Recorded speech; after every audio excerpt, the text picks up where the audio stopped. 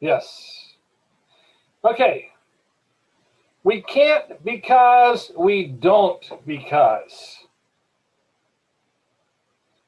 One of the things that I hear when I go around those two phrases, well, we can't because, or we don't because.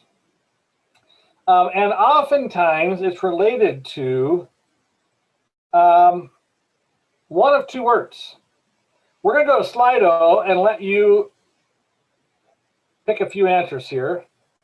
Let's try the next one. All right? Take the survey. Are you embarrassed?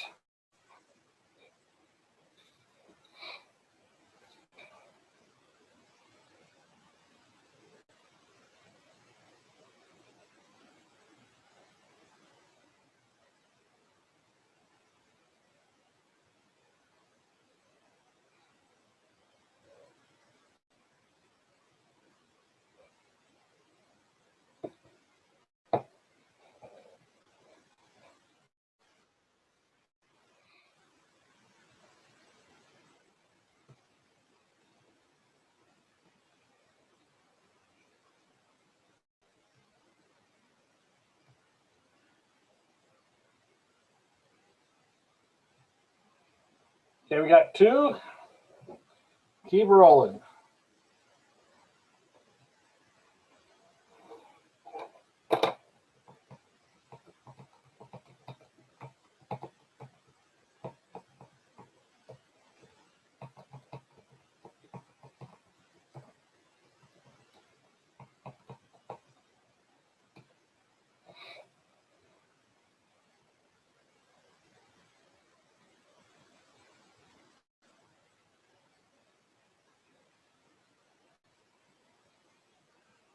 We're up to 11.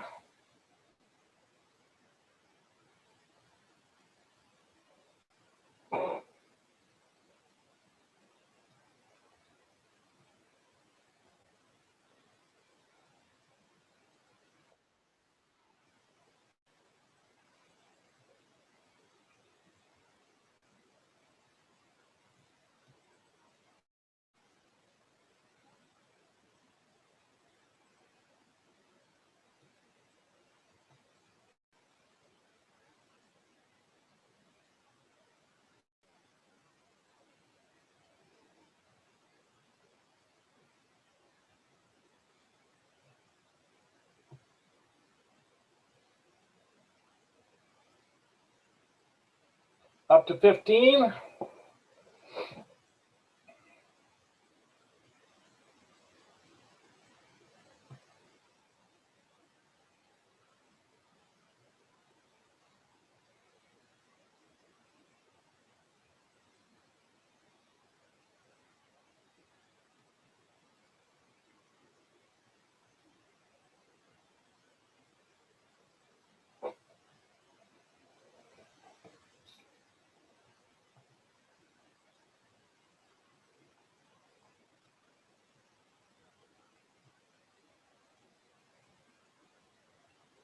$19, just a few minutes left, another minute or so.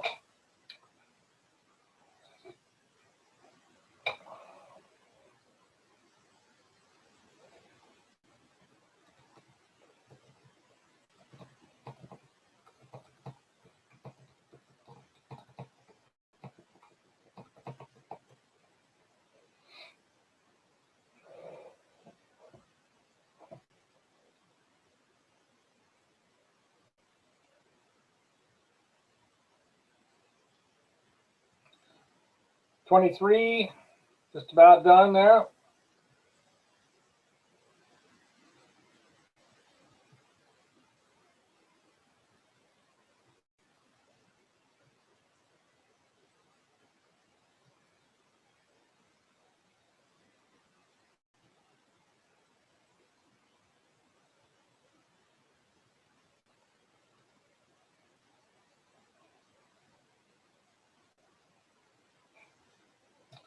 All right, ready to roll on? So let's take a look here. The single word names something we as Adventists tend to get embarrassed about when talking to non-SDAs. Notice the number one thing is the Sabbath. You can tell us this is the biggest one. So the way this works, word cloud, if the more you have it, the bigger the word gets. So we have Sabbath, Ellen White, those two. Sabbath keeping is another way of it. Sabbath observance, the Sabbath. So not embarrassed, just awkwardness when talking about the Sabbath or state of the dead. How I keep the Sabbath, even though some of these are more than one word, they all come back to the Sabbath. Our unique beliefs that make people think of us as a cult. The day, nothing. Sabbath observance, remnant, Sabbath keeping, day of worship, legalism, faith, our belief that prayer has real world effects. Okay? Now, if we were to take just the Sabbath and you were to reframe that, you could actually come out with a very positive thing. Years ago, I was sitting in my office and I had this guy walk in. He was a big dude, big dude. He had arms bigger than, almost my leg. He was about 6'4", 6'5", and he looked like he could just snap me in half. He had arms that were just massive, and he walks in and he says, "You, Pastor Don?" And I wanted to say, who wants to know? He said, "My name is Mark. I've been sent here by a judge." A judge never talked to me. He says, he told me to pick somebody. I need to talk to a pastor. I said, "For what?" He said, "Well, I've already been to the anger management class, and that didn't work. So now they're sending me to a pastor. I have to have so many." I'm just thinking, oh, my word. And he says, "So I'm here because I got to come to so many sessions with the pastor, but I don't want none of that God talk." Well, you just cut off my legs. How do you talk to somebody about anger management and don't have any God talk? Well, I found out he was having issues with his wife. I found out they were having all kind of problems. And part of the issue, as I talked to him, the more I listened to him, is I heard him say that he worked 7 days a week. Now, what he did was he was a highly specialized type machinist, so that the government would contract with him and he could make anything. So like he made gigantic, for example, gigantic circuit boards for dams. So like some of the capacitors that I saw when I went to his shop were like this big around. They were gigantic. And so he actually had to make his own perf board, if you will, out of metal machinery stuff. So that's why he was so buff, because he was lifting this stuff all the time, he and a couple of the guys. But they would make these gigantic deals for dams. So he's telling me, "You got to fix me, but you can't use God talk." I had to stop and think, well, how do I reframe all of this? So as I listened to him, he's saying he's working 7 days a week, and I'm thinking, well, there's one of the problems with your relationship right there with your wife. So I asked him, I said, "How did you get my name?" He said, "Well, my wife comes to this church." It was about a 1,200 member church. "My wife comes to this church." She said, "Why don't you try Pastor Don? He's pretty good." And I'm thinking, well, good. I'm pretty good. That's awesome. His wife thinks I am. So if I say the wrong thing and use God talk, I'm going to get broken in half. But other than that, it's fine. A little worried. But so I started talking to him. I said, "Mark, how much time do you spend with your wife?" "Oh, we hardly spend any time." I said, "Okay, so here's your assignment for this week. You got to find one day that you and your wife can go out and do something together every week for the next 3 weeks." "What?" I said, "Well, I can just call a judge and tell him you're non-compliant."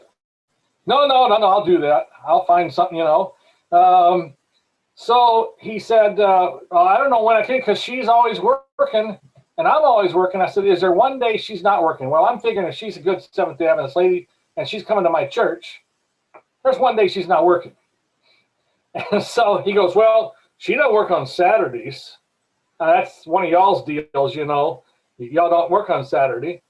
And so she doesn't work on Saturdays." I said, "Okay, so this next Saturday, I want you to pick her up after church. I realized who his son was, his stepson. He was in my youth group. And I said, your son can drive her car home. You pick her up at the church and you take her on a date. He said, why? I said, because you got to spend time together for your relationship to grow. And if you're going to get back on the same track, you need to do this. So he came and picked her up at church, surprised her, told John, his son, to take the car home. But John was staying for the potluck anyway, so then go home and you know, we'll be back later. So he picked up his wife, he took off with her. She was just freaking out. She's like, what's going on? We haven't done this in years. So he took her out to the beach. We lived about an hour from the beach. Took her out to the beach. They had a long walk on the beach. They had a long talk, and he comes back the next week. Said that was pretty cool. I said, well, you got 2 more weeks to do that. Well, what else did I need to do? So we started talking about different things, and what I did was, long story short, over the course of the next 10 weeks, I took him through just about every doctrine of the Seventh-day Adventist Church without him ever knowing it. Because if you really look at them, they're very practical. Everybody is stressed. Everybody's maxed out. Nobody has time for relationships. But what if I told you you could take one day as a free day and have time for relationships? If you dedicated to that, all your relationships would get better. He bought in. As a matter of fact, their relationship started going so well, he started telling his guys, I'm not going to be at the shop all day Saturday. And he said, I don't want you guys working every Saturday either. And they're going, but we're losing money. He says, I'm going to pay you to go home and spend time with your wives and family. But if your wife tells me you didn't spend time with her on that Saturday, you went fishing or something else, no pay. If you're spending time with your family, your wife, then I'll pay you a full day's wages. Guess what happened to the people in the shop? Their marriages got better. Their kids started seeing their dads. They began realizing, wow, this is really cool. We have a day that we can plan on dad being home. And over the course of the next 8 to 9 months, they began having so much fun on Saturdays as families. We began introducing different things to him, and he was introducing things to his workers. Long story short, I ended up baptizing him. After he said, what do I got to know? I said, you already know it. He said, where do you get all your stuff? I said, I can't tell you. He said, why not? Because I don't want to die. He said, you don't want to die? What do you mean you don't want to die? I said, because you told me when you first came in here, I don't want none of that God talk. He said, well, you hadn't done God talk. I said, well, to the contrary, I have done God talk. Everything I've told you has come straight from scriptures. He said, there is no way that all came from the Bible. I said, well, I can actually take you and show you verses. So I began walking him back through and showing him the different verses for that. And as his eyes kept getting bigger and bigger and bigger. That all came out of there. Wow, that's unbelievable. I said, you've been practicing it without even knowing it. And you've been reaping the benefits without even knowing it. What if we could take and reframe what we do in a positive light? Instead of being embarrassed by the Sabbath, we could say, hey, God already knew what he was doing. Even if you don't want to talk about God, here's a principle that you can use that will actually help you develop good relationships. And when they start saying, where are you getting your stuff? You can say, well, I get it from Scripture. So just a thought there. Let's go on. Whoops, I missed one, I think. Nope, maybe I didn't. Thought there was another question there. I thought I had one that was a thing. Anyway, we'll keep going. 2 words: embarrass, to cause confusion and shame to, make uncomfortably self-conscious, disconcert, abash, to make difficult or intricate, as question or problem, to complicate. All right? And then we also lead with timidity. Lacking in self-assurance, courage, or bravery. Easily alarmed, timorous, shy, characterized by or indicating fear. A timid approach to a problem. I want to suggest to you today, guys, that part of our issue at ACF is not the world around us so much as it's us. We carry and we lead oftentimes with embarrassment. We lead with timidity. And so as we do so, we actually cast that on them. And so the people watching us go, well, they must not have anything good because they're all embarrassed by it. There must not be anything worth anything because they're shy, they're timid. But what if we could reframe? See, we often lead with this. We know we're different. We feel it keenly. We know that some in our ranks have gone totally beyond the ranks of peculiar. Y'all know what I'm saying, right? You're thinking of people in your church already. They've gone way beyond the ranks of peculiar. You can admit that. And if you don't think of anybody in your church, every church has got somebody. So if you can't think of one, it's you. Anyway, we often share our beliefs by citing what we don't do rather than presenting ourselves in the positive. And if we continue to lead with embarrassment, we'll never draw people to ACF or to Jesus. We're kind of like a bad shoe salesman. You wouldn't want to buy these, would you? No, I didn't think you would. Okay. And we move on. And we've got to come to the point of understanding that there are ways that we can reframe and actually come out of this thing really positive. What if we could be defined by who we are and what we can offer? Jesus said that we're salt.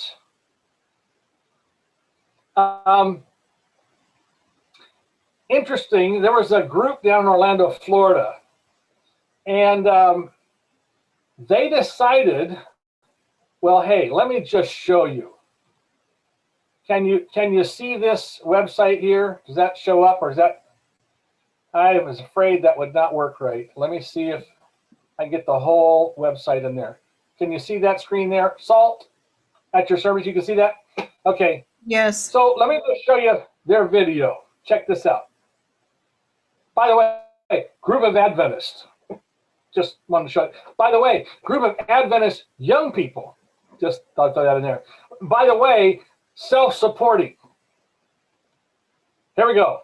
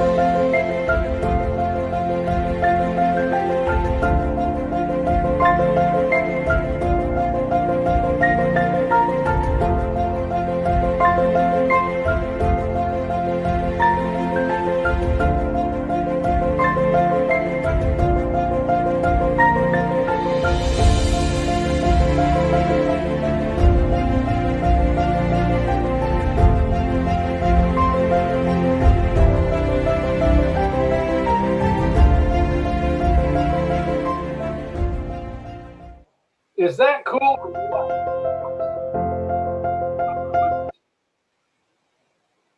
Their mission, SALT, aims to exemplify the character of Christ through relational evangelism, meeting the needs of the community, equipping people for service, and fostering spiritual growth. You can learn more about them. Service and love together, SALT, service and love together. Notice what happened. They actually bought some shower trailers for the homeless. They've given away stuff for the homeless. They're providing meals. They've gotten 5 off the street since September 2018 and gotten them actually on their feet and into a place to stay. And that's their new phase. Now, the city of Orlando has found them to be so valuable. Benzie already stole my thunder. I just see it in the thing. They received this week a grant for $250,000 from the city of Orlando.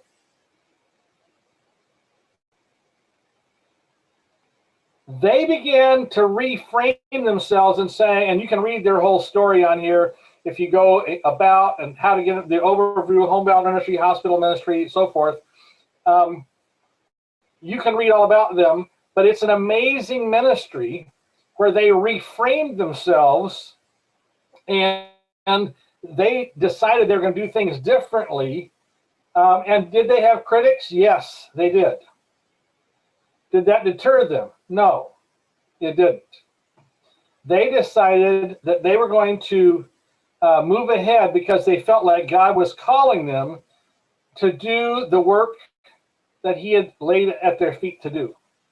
So, point being, it takes sometimes a reframing of who we are, what we say we're going to be doing, and then doing that very thing.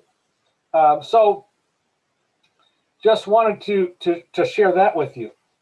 So, having said that, let's go to another question. If you suddenly crack the code on COVID and were convinced beyond the shadow of a doubt it would instantly heal all current cases, would you keep that news to yourself and fear that maybe people wouldn't trust it or that it would be politicized? What would you do? Vote now.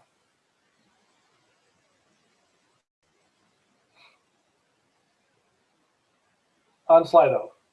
Sorry.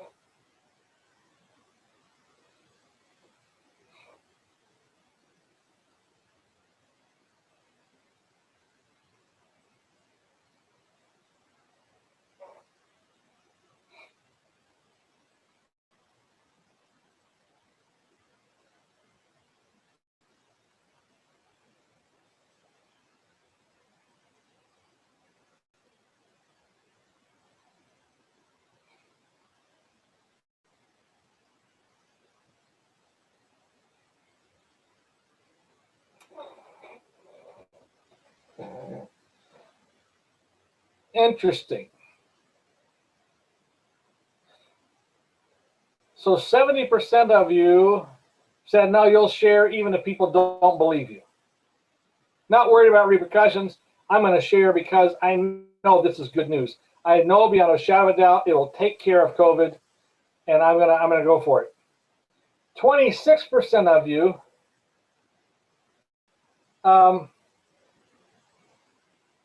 26% of you say, I don't know. I'd have to think about possible repercussions. Not sure about that. 3% said I would keep it to myself. Wow. Really? Yeah, I'll just kind of slide over and maybe help it heal somebody that I know. But, you know, that's fascinating. Here's the deal, though, guys. Here's what we have to remember. Jesus already cracked the code on the wages of sin. We are a hopeless planet headed to a dire eternity with no hope without Jesus. Is that good news? The problem is we don't like to be laughed at. I get it. I get it. It makes us feel timid, a little bit shy. People get upset. I'm not saying you got to be crazy about how you approach this thing. I'm just saying if you reframe it in your mind, you now have something to offer. I can offer you hope. I can offer you something you don't currently have. And part of our issue with ACF is we don't see ourselves as being able to offer anything. I like the way N.T. Niles put it. He said this. He said, Christianity is one beggar telling another beggar where he found bread. Think of it in those terms.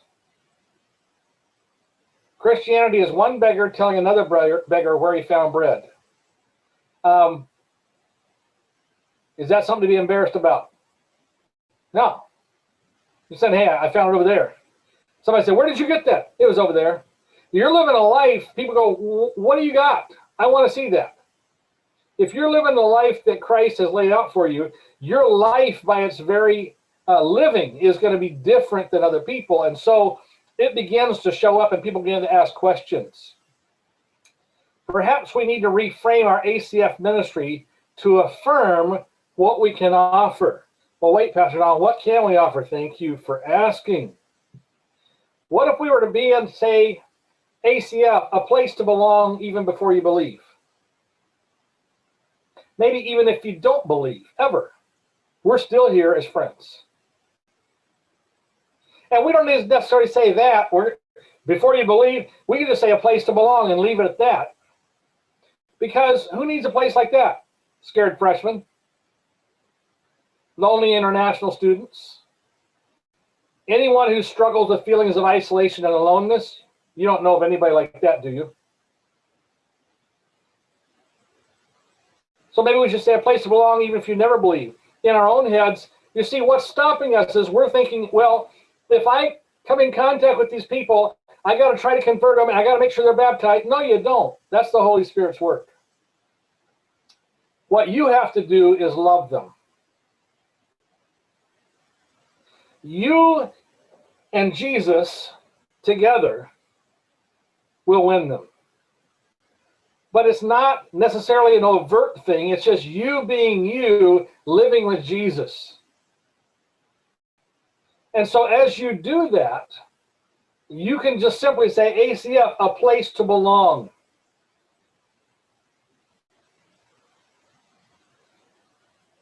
And when you do that and people look for a place to belong, they'll come there and they'll automatically look, well, what helps me fit in here? Hey, we're going to do this. We're going to do a service event. Okay, I'll come along. Hey, we're going to do this Bible study event. Okay. I had another guy that came in, a couple that came into my office. They came in and knocked on the door. I said, come on in. And I'd never met him before. And they sat down and he said, hi, I'm Jason. I'm an atheist. She's Sherry. She's an Adventist. Will you marry us? I went, whoa, time out. That's quite the introduction. You're Jason, the atheist. This is Sherry, the Adventist. Will I marry you? I said, first of all, I don't marry anybody that I don't know. So let's spend some time and get to know each other. Tell me about your stories. So I spent the next 2 hours actually listening to them, asking questions, and just didn't know who they were. At the end of that, I said, guys, I'm sorry. I don't have time. I got to go do prayer meeting. Do you guys have Wednesdays open? They said, yeah. I said, well, what about next Wednesday afternoon? We can meet again. They said, yeah, okay, cool. So I just got them coming back every Wednesday. Within about 6 weeks, he's saying, hey, I want to be baptized. I said, I can't do that. He said, why not? I said, because you're an atheist. How would that look if I was baptized as an atheist in my church? He said, but I'm not an atheist because I've been listening and Sherry's been showing me the stuff in the Bible, the stuff you're talking about, and I'm not an atheist. I said, now, what you're going to need to do before I can baptize you, you need to go back and write me a paper telling me why you're not an atheist, why I should consider you a believer. He comes back with a 6-page paper the next week. Very convincing. He throws it down my desk, says, there, now can you baptize me? I'm like, whoa, no, time out. I can't baptize you. He said, what? I wrote you the paper. I said, well, here's the problem. Baptism is like a rebirth experience. And the way God designed it, you're going to be born into a church. My church doesn't even know we're pregnant. They'd be freaking out. How would that look? Suddenly, I walk out, oh, there's a baby. They're going, whoa, time out. Whoa, we don't even know this person. He said, what I got to do? I said, well, you might want to try coming to church. I got to do that. I said, what's the problem there? He says, oh, Pastor Don, he says, that's horrible. I said, why? He said, well, think about it this way. Think about if you went into a bar and you're sitting there kind of back in the corner, trying not to be seen, and they suddenly say, today we're so happy to have Pastor Don with us here. He's in the bar. Everybody stand up, Pastor Don, let's cheer. Would you like that? I went, no, probably not. He says, well, that's why I don't like coming to church. Last time I went to church with her, that's what they did. They made me sign this book, and they read my name up in front, made me stand up, and I just wanted to just fall to the floor. So I said, well, here's the deal.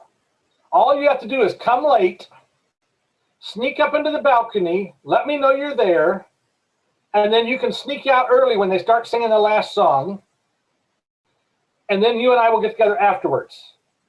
You guys can come over to our house for lunch. Okay, I can do that. I can come late. I said, yeah, I'm giving you permission. Just make sure while I'm on the platform preaching that I see you. So I'm sitting there and getting ready to preach. This is back when they had our church had those big thrones, they used to have on the platforms. so that everybody had to sit on the platform. So I'm sitting in the big throne up there, and I see them slip in. I saw him, but he wanted to make sure I saw him. And so all of a sudden, he notices me looking up in the balcony, and he's like, I'm like, gotcha, I see you. Then he calmed back down. She's pulling his hands back down, like, just stop, just stop. And so anyway, they left when the song started. They came over to our house. I said, so what'd you think? He said, well, it was good. I mean, it was really good. I just didn't want anybody to see me and be embarrassed by it. Anyway, so he began to come to church. Then I said, why don't you come to our young adult group and get to know those people? Well, long story short, because it goes on quite a while, finally, one day one Wednesday, he's sitting in my office and said, you never have told us whether you'll marry us. And I said, well, here's the deal. You know, you've gone through all this stuff. You want to be baptized. Why don't we do a big weekend? Well, why don't I baptize you on Sabbath, and then I'll marry you guys on Sunday? They're like, cool. We'll do a big weekend. Found out they didn't have any money, so we had some funds at the church. We actually threw a special dinner for them for their rehearsal dinner, and we had a big shower for them and raised a bunch of money for them to help launch them into their marriage. They became actually leaders in my early teen group. What I'm saying is, when you reframe the way we've always done things, it begins to change people's perspective. You take out the barriers, but when you lead with embarrassment, you put barriers up. Does that make sense? So you want to make sure that that you're leading with the reframe. A place to belong. We just want you to come and belong with us. We want to get to know you as people. When we stop trying to make Adventists out of people and instead trying to show them Jesus, we'll find they'll end up becoming Adventist anyway, because it'll make sense. So I'm not trying to say don't be Adventist. What I'm trying to say is reframe the way you present yourself. Does that make sense? Yeah? No? Okay. We'll move on. We have to see ourselves as providing a very valuable service to our community. I want to let that sink in for a minute. We have to see ourselves as providing a very valuable service to our school community. So here's the bottom line question. What service will your chapter provide to those within your sphere of influence? All right. We're going to go to discussions by chapters for the next 15-20 minutes. So you can self-select your chapter, or now that you got your chapter things on your name, that'll help Betsa too if you can't self-select. So select your chapter's breakout room. She's going to open up the breakout rooms now. And only one from each chapter needs to record the entries on Slido.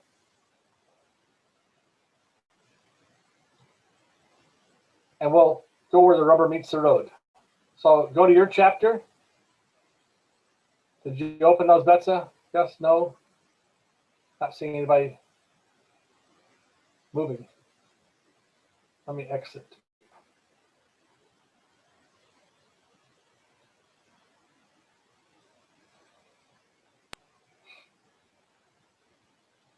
Betsa? Are you there? Okay. Thought we lost you for a minute there. You're muted. I have it ready. I have it ready. It just wasn't popping up for me for some reason. Okay. Now you can join the breakout room. So select your breakout room for your chapter and have at it. If you only got one, let us know. We'll put you with somebody else.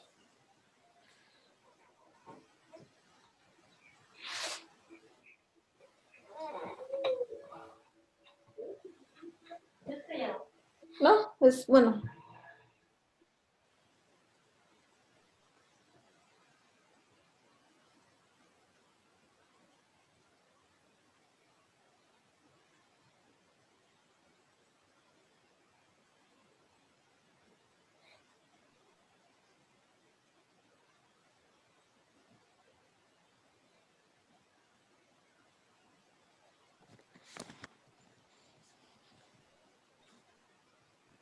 Can you guys, any of you guys need to self-select or you need her moving? Doesn't he? He has to move me in. Okay. What's cool is you got at least your names there with the, so she'll work her way through the list and get there.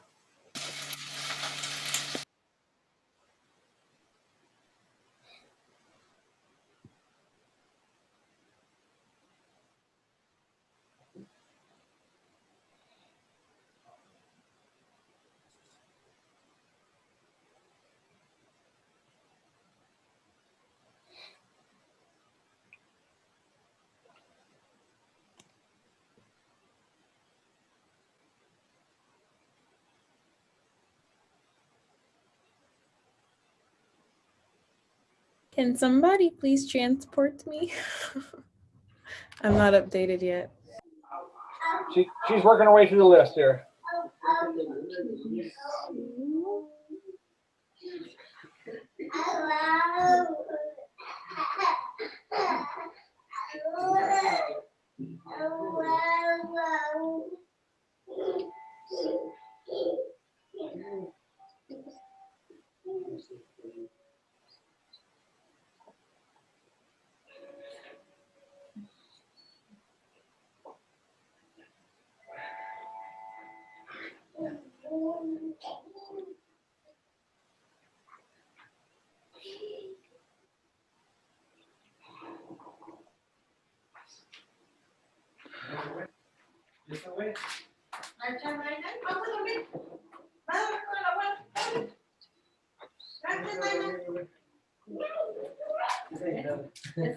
Bye, baby. Bye, baby. Bye.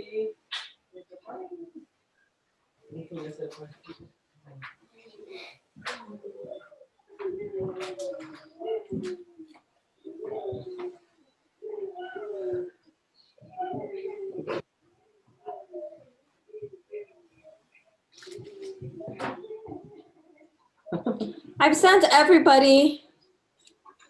The rest just need to accept the invitation, I believe. Okay, so the last one's Danielle. She just needs to accept the invitation. Yes. All right. You finished a little before. No, I was moving. Want to give them more time in the The breakout. So yeah, because I was watching the time and I saw it wasn't 2:40 yet, and then it's when you called and I was trying to like get it up again, and Yeah. it wouldn't, and I was like and I was like, no, I'm here, but as I was trying to get it up, I couldn't get the other things. pause the recording. With herself and so was Cassie. So we actually put them together. They were quite content to talk to themselves, but you know, we thought it might be better to have a anyway. So hopefully you found that to be very helpful as you look ahead at your chapter. This is not to be a final discussion. What I set that up to do is to basically launch you as you talk in the next couple of weeks with your chapter leaders. And so you can come back to these same questions that you're looking at. But let's just take a quick look. How have you been viewing your ACF chapter in the past? Cyclical changes, a kinship isolated from the world. We're a new chapter, so we viewed our chapter as distant idea. That's good. It's been a live and consistent, safe place for students to join and be able to ask questions. Outlet, a way to stay connected. First year, we've been exclusive. Yeah, probably because of COVID. Anyway, how you reframe it. Get rid of assumptions that everyone is busy. Creating events that are valuable to our time. Telling friends and accommodating circles. Reaching out for relevant topics. Man, that's right on. Make it a place where people will feel more welcome, no matter if you're an Adventist or not. Doing so will bring about more relationships. Also, make sure it's a place where anyone can escape from stress, work, school. We can reframe the way we advertise topics to be able to relate to this who may not be SBA or even Christian. Invite people to social events so people who may feel uncomfortable with discussions still feel welcome. Yes, absolutely. Focusing on the relationship rather than the politics of Adventists, recognizing there's growth within the club. Make more concrete decisions, move forward with our ideas, less talk, more action. Focus on building relationships more, being inclusive of people. You guys have got some good stuff. Okay, planning outreach and service to the community to reach more members, creating a balanced view between various activities, a balance between various activities, getting genuine feedback. Focus more on building relationships rather than worrying about the events. God will help us choose events and lead those who need it to. I like that. Reframe by praying before planning to find that motivation to see God actually make a difference. Have more variety, do more community outreach, become more engaged with members, have more individual time. Excellent, excellent stuff, guys. Good work. All right. What steps will you take in reframing? Okay, I'm trusting that you listed this out. I'm just going to scan down through your change of scenery for meetings. Of course, part of the advantage of going through these one at a time is that you actually get to see what everybody else's ideas were. So I guess I won't shortcut it too much. Make an environment where you can be vulnerable. Start with icebreakers, break off in small groups, list, plan fun activities every month. By the way, if you're a small group already, like 3 people, don't break off into small groups. It gets real lonely. Just thought I'd point that out. Sorry. Have a virtual Dropbox or social event media somewhere online. Be more creative in the events and studies we plan. Change the scenery for meetings, more social events, get creative, keep documenting our achievements. By the way, let me just say this. For those of you who are social media people, every time you have an event, document, even if it's just online, like we just did a picture, and here's the and, send it to us. Okay? If you plan something, send it to us. We will put it on our social media accounts to give you a broader view. Okay? So if you'll send it to me or Betsa especially, if you'll send it to me or Betsa, she can get that into our social media feeds, into our newsletter, and that gives you a broader, lot more eyes can see your stuff. So when you do stuff, if you look like an active chapter, we can post that. We can put it on our ACF site. We can put it on our ACF Twitter, Instagram, Facebook feeds, all of that stuff. But you got to get it to Betsa or me, okay? Especially Betsa. I just want to emphasize that. Did I get across the me or Betsa? Okay. More structured events besides Bible studies, doing more social fun events. In the next meeting, we'll sit down and talk about how to improve our group to ensure that these big changes do not create stress during finals. We'll create plans for next semester. Good call. We'll identify next semester's leaders, start training them for the role early. Also upload our schedule onto the school events page, set up a virtual prayer walk. Excellent. I like that. First, take a step back, pray and brainstorm, ask advice from other ACF chapter student RSOs, maybe think of collaboration activities. Find students are excited to meet new people, participate in other RSO activities to show our support. That's good. Cross connect with that. Also share events that are upcoming with our own members. Pray, plan, get the group members' input. Check on group members individually so that we care. Don't just send a group text and assume that they think you care. Start rethinking what ACF is and the purpose of it. Following through new ideas, host activities, meeting with members one-on-one to discuss what they'd want to see in the future. Set plan month by month for the whole year planning of that event. I would suggest a whole year. And we have resources to help you with the whole planning year, by the way. Constantly communicate with e-boards and members. Good stuff, guys. Good stuff. Now, last question here, I think. When will you start? This week? Now? This semester? As soon as possible. Tomorrow? Now, in the next meeting, we'll start planning. As soon as final exams are finished, start building relationships with students. Tomorrow, October 31, at the Shark Tank. Oh, good. I'm just looking for that. So, having said all that, we are excited about this Shark Tank coming up.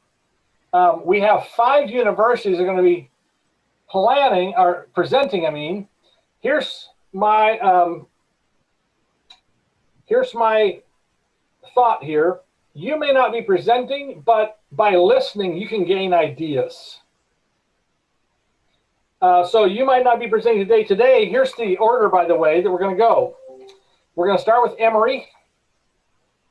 We're going to go to Georgia Tech. Then we're going to Georgia State. Then to UTC. And then to UTK.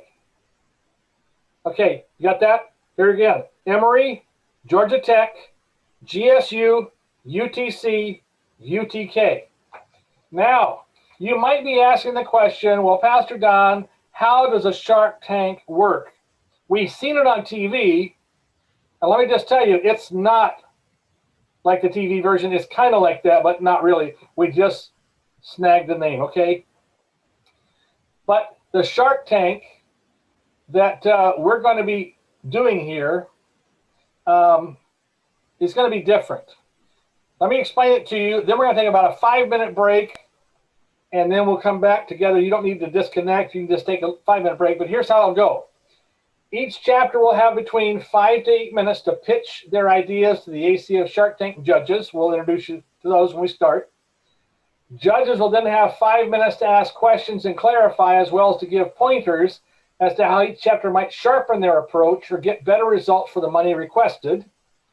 Once clarified, each judge will determine whether he or she will invest in your venture and how much they will invest. Each judge will have 1,000 credits to invest during the Shark Tank per university.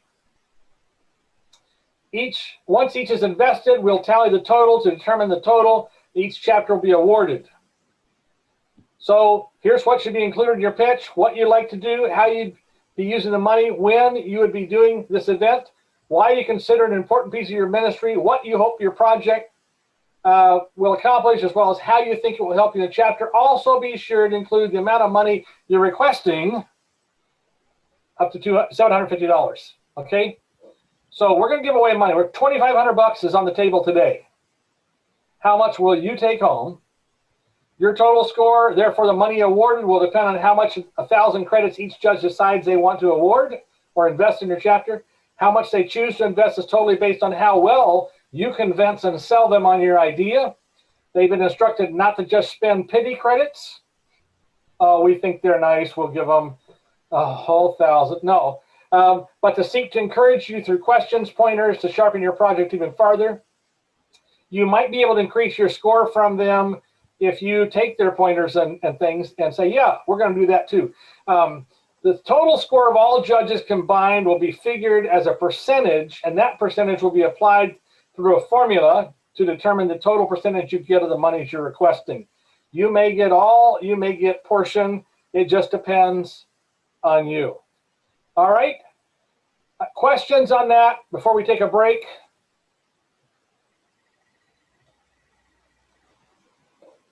Understandable?